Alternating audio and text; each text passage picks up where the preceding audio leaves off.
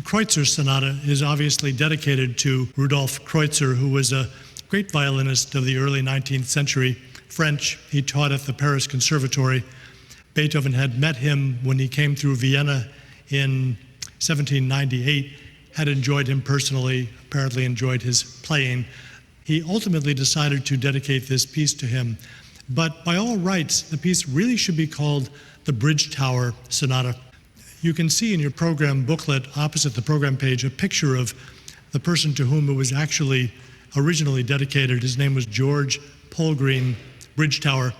And as you see, he was a very exotic-looking man. His mother was Polish. His father was West Indian. His name was John Frederick. There is a story, it may be apocryphal, that he was an escaped slave from Barbados who had somehow made his way to Hungary, and he became a servant of Prince Esterhazy, who was the patron of Haydn. And they had a couple of children. And George showed enormous musical skill and talent from an early age, so much so that when he was 8 or 10 years old, his father John began to think that he could emulate what Leopold Mozart had done with Wolfgang some 30 years before and take him on a tour of the courts of Europe. And he did that, and he was a bit of a showman, John, so he dressed in African or Turkish robes, and he billed young George as the son of an African prince. And apparently it did the trick. He was a big hit wherever he went, particularly in England. When they arrived there, he played for the Prince of Wales, and he was so taken by him that he decided to mentor the young child. And so he moved full-time to England and grew up there, became a part of the young king's retinue. And in early 1802, he went on a tour of continental Europe again, went to Dresden. Finally, he ended up in Vienna. Now he was 24, very charismatic, exotically good-looking, played the violin beautifully, was a fine composer, spoke 5 languages. And he was introduced to Beethoven, who was very impressed with him, as was everybody else. They became friends. They liked to spend time in the evenings together. And eventually, Bridgetower asked Beethoven if they might play a concert together in Vienna, and if Beethoven might actually write a piece that they could play together on that concert. Beethoven obliged. He contacted a friend of his who was an impresario, set up a concert in the middle of Vienna at a place called the Augarten Pavilion in the middle of the park in Vienna, invited all of the movers and the shakers of Vienna. Beethoven's primary patrons were invited: Archduke Rudolf, Princes Lichnowsky and Lobkowitz, and the ambassadors to the Habsburg Empire from various countries. Big deal. The only thing that was missing was the piece, which Beethoven had to write. It was scheduled for March 24, believe it or not, at 8 in the morning.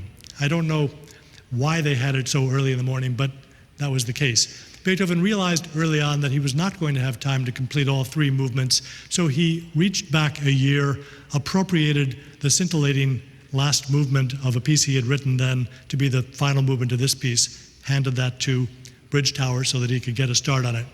Didn't complete writing this piece until early in the morning of the day of the concert. You can imagine how Bridgetower must have felt. I mean, he's going to play for all of Vienna, and he hasn't even seen the music. 4 in the morning, he sends out a call to his student, Ferdinand Ries. He says, come over, copy this violin part out for George. Copies the first part, doesn't have time for the second. Second one is written as a piano score, rather chicken scratch. Beethoven is going to play most of the piano part out of his head. Bridgetower apparently sight reads the second movement, this florid set of variations, over Beethoven's shoulder, looking at the piano score desk.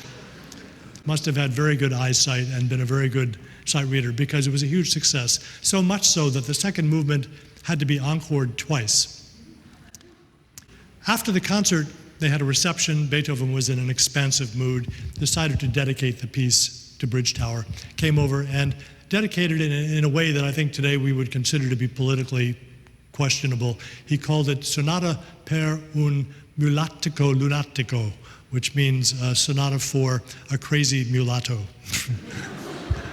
I think these days we wouldn't approve of that. Some days later, their relationship broke up. Apparently, they had a fight over a friend of Beethoven's, a young woman that Bridgetower made some disparaging remarks about. Bridgetower later wrote that it was a silly quarrel over a girl, but for Beethoven it was a matter of honor. He got very angry and he withdrew the dedication to Bridgetower. He rededicated it to Kreutzer. And the ironic kicker to this story is that Kreutzer never played the piece. He didn't like Beethoven's music. And he found the piece to be, I think he called it outrageously unintelligible, which I think is code for the fact that he couldn't actually play it. Fortunately, Kristen and Gilles can play it, and they will play it for you now, so enjoy it.